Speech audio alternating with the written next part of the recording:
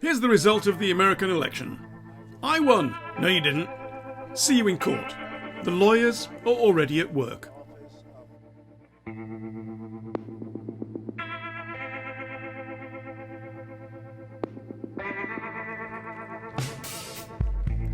To avoid that scenario, one of these men has to concede. In the absence of an absolute landslide, that's unlikely. Both have said they can only lose if the vote is rigged. The only way we're going to lose this election is if the election is rigged. Remember that. It's the only way we're going to lose this election. You are the American people, and you will decide our future, not Trump. So vote. Joe Biden's claim is based on allegations of gerrymandering and voter suppression. Gerrymandering is the redrawing of voting districts to give an advantage to a party. Both Republicans and Democrats do it. Cities tend to vote Democrat, the countryside Republican. Changes to a map produce changes in the vote. Studies suggest when imposed in Republican-controlled states, it often dilutes the voting power of black people, most of whom vote Democrat. Like gerrymandering, voter suppression has a long history. After slavery was abolished, some states used tests to qualify to vote. A white man might be asked, "Who's the president?" A black man could face complicated legal questions.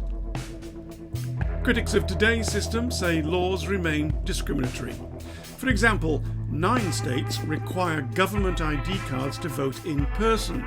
Minority groups are less likely to have these due to cost. If you reduce the number of voting stations and position them in areas which vote a certain way, it can influence turnout and votes. So can cutting voting hours. Fewer hours equals longer queues and more dropouts. This is also claimed to affect minority neighbourhoods more than white. President Trump says there's going to be massive voter fraud via the postal ballots. There's no hard evidence it's been a major problem in the past, nor that it benefits either party. But because of COVID, the postal vote is going to be huge, and therefore there'll be more violations.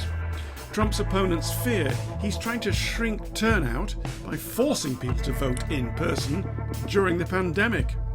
In 5 states, fear of COVID is not an acceptable reason to apply for a postal vote.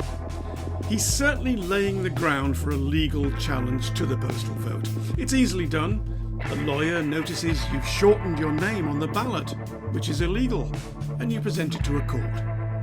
It's shaping up into an American nightmare, a delayed result subject to potentially lengthy legal challenges.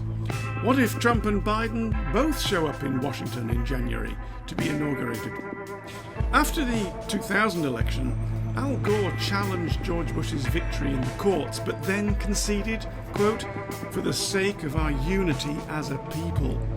The Democrats are in no such mood today. The US Constitution is clear. The President's term in office shall end at noon on January 20th. It says shall, not how.